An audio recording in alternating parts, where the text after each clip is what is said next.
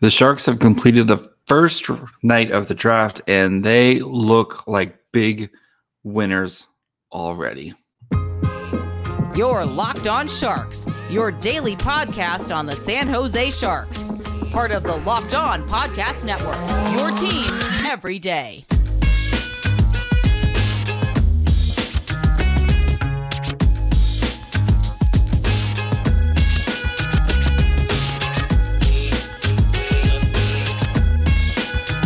Hello, welcome to Locked On Sharks, the premier hockey podcast covering your favorite team in the Bay Area. My name is JD Young, contributor at San Jose Hockey Now and Inside the Rink.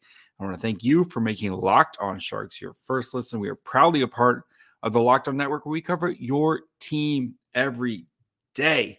If you want to be an everydayer, all you got to do is follow along wherever you get podcasts, or you can subscribe on YouTube as well.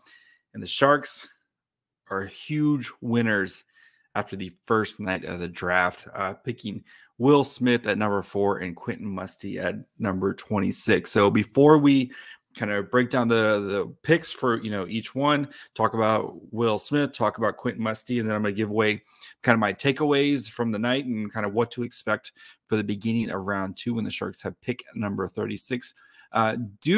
Want to let you guys know that today's episode is brought to you guys by eBay Motors. A championship team is about each player making a perfect fit. Same with your vehicle. So for the parts that fit, head to eBay Motors and look for the green check. Stay in the game with eBay Guaranteed Fit. ebaymotors.com. Let's ride. eBay Guaranteed Fit. Only available to U.S. customers. Eligible items only. Exclusions apply. So the Sharks did what we kind of expected, especially with pick number 4, right? With Will Smith coming off the board at number 4. Of course, there was, Leo Carlsson going number 2 to the Ducks, which was a very intriguing pick. Adam Fantilli going to the Blue Jackets. And then, the Sharks getting Will Smith, who it felt like it was going to be whoever was kind of left of the centers there. And they got Will Smith. And, Will Smith's very good, guys. I know we'll start with the Michkov thing. And Mike Grier said they had some concerns about Michkov. And I understand that, and there's a lot of stuff with Michkov that we just do not know. We don't know if maybe the Sharks talked to him and he just said, I don't want to go there. Or maybe, he kind of, the rumor was he was kind of a jerk, or, there's a lot of stuff going on with Michkov. And, he got picked by the Flyers, and they had secret meetings with him, all that fun stuff. But, Will Smith, guys, is a really good player. And if Michkov didn't want to come to San Jose, or Mike Grier felt like it wasn't the right pick, then they have a lot more information than we have. So, but let's dive into Will Smith, because I did a whole deep dive profile on him a couple weeks ago when it kind of felt like it was going to be Will Smith, and somebody accused me of ramping up the propaganda machine that the Sharks were going to be, trying to make Will Smith. Again, it felt like the Sharks were going to pick Will Smith. I wanted to dive into Will Smith, and again, Will Smith is a good player. So, what are the Sharks getting in Will Smith? So, as a reminder, Will Smith, a center in the U.S. national team program, a hair under 6 foot, 172 pounds, in 60 games for the U.S. National team. Had 51 goals, 76 assists on 184 shots on goal. Broke Jack Hughes' scoring record. Just an absolute dynamite offensive talent. And he showed that every step of the way this year. You don't score that many points and do that well just in one game. Like, this is just him constantly being awesome all season long. So looking at Mitchell Brown's tracking, so this was in the Elite Prospects draft guide. His expected goals per 60, shots per 60, all great. His passing, just off the charts good. Transition is something he'll have to continue to work on, but he wasn't really asked to do that, especially with his line mates, Ryan Leonard and Gabe Perreault. So that's something he's going to work on, especially his defense. He has been saying when he goes to Boston College, that's going to be the thing that he's going to be focusing on, is trying to be a full 200-foot player, taking those penalty kill minutes, trying to focus on those details type of things. So, so the defense, I know, and that's every 17, 18, 19-year-old kid, that is something that they're going to have to work on, is their defensive rate. So working on but his ability to create offense, especially for his teammates, is what the Sharks should be super excited about for him. So looking at Byron Bader's tracking. So what he does is he looks at scoring metrics and how they would translate into the NHL. If you're watching it on the screen, or I'll explain it. So you have his DH-1. Basically, if you took his scoring rate from last season, the year before his draft year, he basically would have scored 22 points in the NHL. This season, in his draft year, if you took his scoring rate, they have a formula for, the competition he plays against, and then how many points that would translate into NHL. That's your NHL E, basically is what they call it.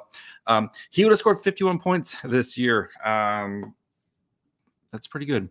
So he has a 80% NHL probability and 76% star probability. So the 80% NHL probability, that means he will be playing 200 NHL games. 76 star percent. So star for what they kind of consider as a star forward is a player who scores at a 0.7 points career points per game. So Will Smith, if he, it feels like Will Smith will be, once he gets in the NHL, if he gets to the NHL, he's going to be a star type of player just because of the offense that he creates. So, yes, the Sharks got a very good player here. So, looking at JFresh, his model, so he looks at WAR, so that's wins above replacements per 60 games. That's kind of a different way of looking at it. It's not more points based. It kind of takes in a little bit of everything else. For him, kind of the same thing, an NHL player playing over 200 plus games with a positive wins above replacement. And then a star producer is in the top 18.5% of wins above replacement per 82 games, and 62% chance for Will Smith to become a star player and a 96% chance to become an NHLer. So Will Smith really had a monster type of season this year, and he rose, kind of rode that to a top 4 pick for the Sharks. And Sharks fans, you have your center of the future right now. Like, it is, Will Smith is, there's Jack Hughes comparisons, or Trevor Zegras comparison. There's plenty of amazing comparisons for Will Smith, and he does have some work to do. I project him to, I would say 2 years to be safe in Boston College, especially working on his defense and stuff. And the Sharks aren't in a rush, right? They're not going to be winning next year. Probably not going to be winning the year after that. So if he has a monster season at Boston College, we'll see if the Sharks want to kind of, bring him over after one. But I would be safe, and we've seen with the Sharks, especially with Mike Grier, of being more conservative with their prospects. And I would expect Will Smith to spend 2 seasons in Boston College and then sign his ELC after that and come over. And I would expect him, basically, I would expect him to jump right into the NHL. I don't see him playing a lot of AHL games. That's kind of where I'm getting at with him. So, and I think for Sharks fans, really quick, we don't have to worry about Adam Fantilli in our division. Not that I love Leo Carlson. I've been really happy to have Leo Carlson. I think he will be an outstanding pro. But Adam Fantilli, not having to see Adam Fantilli all the time, and not having to see Fantilli, Michkov, or Fantilli, Zegras, and McTavish, that feels like a slight win. But again, Carlson's really awesome too. So yeah. So before we get into Quentin Musty, who I'm sure you guys are really have to be very excited about getting Quentin Musty, do want to take a quick break, talk to you guys about our friends over at Athletic Greens. And if you want to keep up with proper nutrition, but you guys know it's super hard. You're busy, right? You're stuck at your desk. You're eating whatever you can just to get through the day. But what if you could start your day with the ultimate daily nutritional insurance? With a single scoop of AG1 in a glass of water, you can do just that by absorbing 75 high-quality vitamins, minerals, whole food source superfoods, probiotics, and adaptogens to start your day right. Athletic Greens was created when the founder experienced a ton of gut health issues and ended up with a complicated supplement routine to recover. Cost him over $100 a day, which you guys know just isn't sustainable. He created Athletic Greens after experiencing how difficult it was to create optimal nutrition on your own, and all for around $3 a day. Right now, it's time to reclaim your health and arm your immune system with the convenient daily nutrition to make it easy. Athletic Greens is going to give you a free 1-year supply of immune-supporting vitamin D and 5 free travel packs for your first purchase. All you have to do is visit athleticgreens.com/NHL Network. Again, that's athleticgreens.com/NHL Network to take ownership over your health and pick up the ultimate daily nutritional insurance. All right, Quentin Musty, who I think is an absolute steal at pick 26. Many of my friends and stuff, all the public scouts had him as a top 15, top 12 type of player, and for the Sharks to get him at 26 feels almost highway robbery here. So there is some definite red flags for him, but when you're a team like the Sharks, right, who you feel very confident that Will Smith is going to be a first line player for you, taking a swing on a guy like Quentin Musty, who does have some work to do, right? We know the compete. If you listen to my conversation with Brock Otten, where we discussed him, kind of did his draft profile. There is some compete. There is some consistency issues. He needs to continue to work on his skating, but all the tools are there. And this could be, you could be talking about a potential grabbing 2 of your 3 top line players in this draft alone. Having a guy like Eklund, a guy like Smith, and a guy like Musty, who's big. I was, got to see him on the riser, got to, listen to him talk. Dude's big, man. He's big boy. 6'2", 190 pounds. Power forward. That the Sharks missing that, continuing to add those diversity in their forwards. And Quentin Musty, man, this feels like a steal. So let's dig into his numbers before we continue. So Musty, again, 6'2", 190 pounds, played for Sudbury in the OHL, 53 games, had 26 goals, 52 assists, 207 shots on goal. Pulling up his transition data from the Elite Prospects, 99 percentile offensively, 93 percentile to transitions, 74 percentile defensively. This is in 9 games tracked. His expected goals per 60, insane. Like his number, if you compare Musty's to Will Smith, like Musty's graphs look much better than Will Smith's. Musty does a great job of creating slot passes per 60, so getting those great shot attempts in. Control entries per 60, great. Transition success, okay. Cross lane plays per 60, so making that goalie rights have to move as much, does a great job of that. Defensively, does a solid job with defensive plays, et cetera, et cetera. It's still going to have to something that he works on going forward, but again, he's a winger, right? Miscellaneous boards to middle play, so how does winning those puck battles and then getting them into the middle to create something, he does a great job there. Advantages created, like Quentin Musty, man, this feels like a steal for the Sharks if things continue to progress the way he is.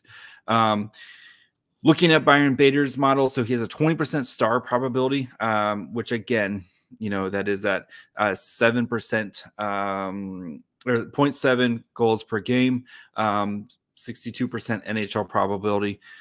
His scoring rate, again, I think you have to keep in mind with Quentin Musty, right? He mononucleosis at the beginning of the season, and he really didn't kind of feel like himself until the calendar, turned over to 2023.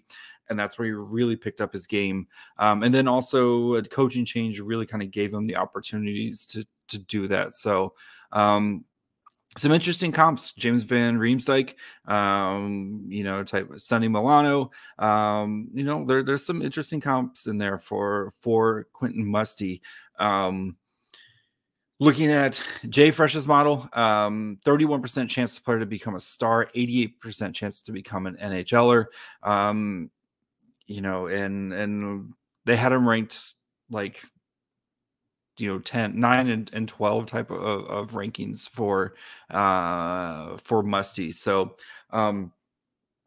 these are the type of swings that you have to take when you're a rebuilding team, and you hope that they work out. And if Quentin Musty works out, like I said, you have you've helped kind of solve your top of your first line, right? And you have that diversity. And I wrote about, I'd say on Inside the Rink, where the Sharks, they do have a lot of short players, especially in the forward position, right? You have Eklund, you have Bordelot, you have Gushin, you have Robbins, you have Weisblatt. I know Cove is a little bit taller. They drafted Bisa last year, who's a bit taller, and Cam Lund, but I'm very much just get good players, but you do need some diversity in some size in there as well, especially when it becomes playoff hockey. And a guy like Quentin Musty, I think, he has kind of that edge to him. He's got that tenaciousness, and he's going to need to work on the being more consistent game after game type of situations. But I love this play. I love this pick for the Sharks. Again, there's definitely some risk, but this feels like one of those where you're looking back like, how did he go there type of picks, right? We look at those all the times as, how did he go there type of picks? So expect him to spend, I would say, our friend Hattie, he said at least one more year in Sudbury, but like he has the skills and the IQ to potentially be in the NHL in 24, 25. And he kind of compared to Nick Suzuki, who kind of came in on the fourth line and worked his way up to that top line. And we know the Sharks, this team is going to look way different, a year from now, let alone 2 years from now. And Quentin Musty could be one of those guys where a surprise out of camp makes the team and working his way up type of player where, he starts here at the fourth line, and by the end of the season, he could be a second line player, at the age of 19 or 20 type of situation. So the other thing too, Musty, he hasn't even turned 18 yet. This is the crazy thing about it, is he's one of the late birthdays where you could be looking at him getting ready to take a massive leap, because just his development, if you're if you're into the horoscope based drafting, still gives you some runway type of thing, of situation where this I know type of situation. Sorry guys,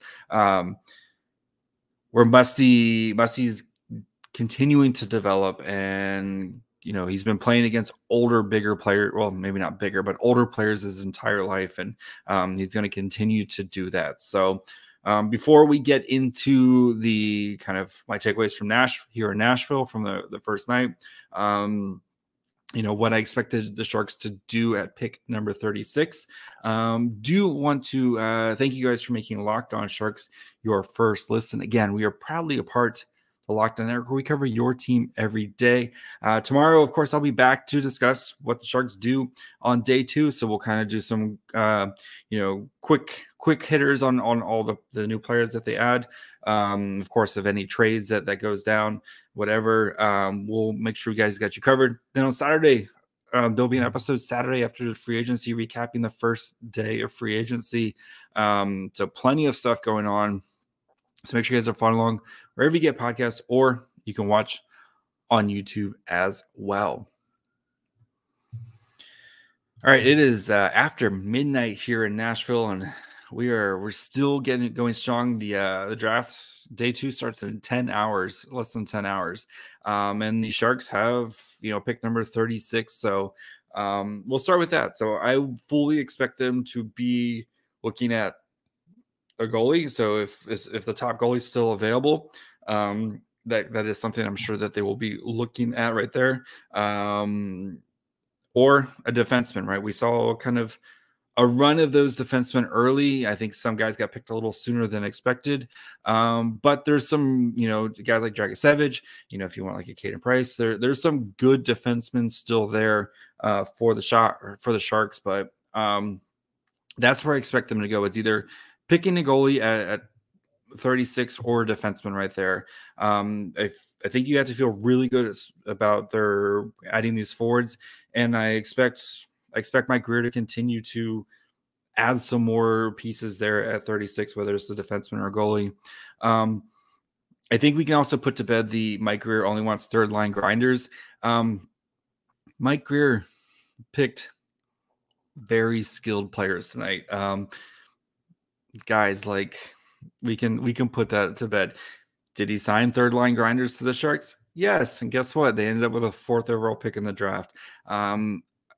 He wanted those guys to insulate his prospects. He said this year, you're going to see more of these young guys. I asked him, what are you going to do in free agency if you're going to be signing, some more guys that can help out in the top 6? And he said, no, we're probably going to be we'll be making smart decisions with our money, but we want some of these young guys to start to win these jobs. And, we don't want to hold them back or hold them for, I don't know what you guys, like Mike Grier, I think you can see Mike Grier's plan and coming to fruition. Beginning stages of it, but I like there's a plan and I like it. Okay. And he went out and he picked skilled players tonight, guys. Like he picked super skilled players tonight who both need to work on their defense, but I don't know. You can ask if you wanted Michkov, you could have, Michkov, but I think there's a lot there that we don't know. But you got super skilled players, which is something the Sharks just need more of. It's just elite skill, and there's potential to have elite skill in both Will Smith and Quentin Musty. So some other draft takeaways. Really interesting that no trades in the first round, which we do this every year, right? We talk about, oh man, they're this trade or this trade, what if they trade up and stuff like that. Mike Grier was asked if he got any interesting offers. He flat out said no. There were, there was no good offers for him to trade back from forward. Cool. I'm happy. There was the, is Askarov available type of trade potential? No, I'm super happy with Will Smith. So, but we do this every year, right? It's fun to talk about trades and trading up and trading back and, all the pieces that go into it. But there was literally no trades. So that means tomorrow we're going to have 1,000 trades in the draft. So, but yeah, no trades. I thought there was a reach on some of the defenders. Willender went way higher than I expected. Reinbacher at 5. I'm sorry, Scott and Laura. I'm sorry, guys, but Reinbacher seems like a good player. He's going to be an NHL player. He's just probably going to be your 3rd or 4th defenseman. And I'm at 5. Like you could have had like Ryan Leonard. You could have had anyway. But I thought that was interesting. The Red Wings. Their defense is going to be insane. Getting ASP at 15 to go with Edstrom, who they drafted in the right before Eklund, and then of course you have Mort Seider, who's still on his ELC and has already won the Calder.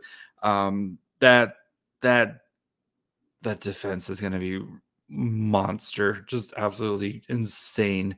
You guys know ASP was my favorite defenseman in the draft.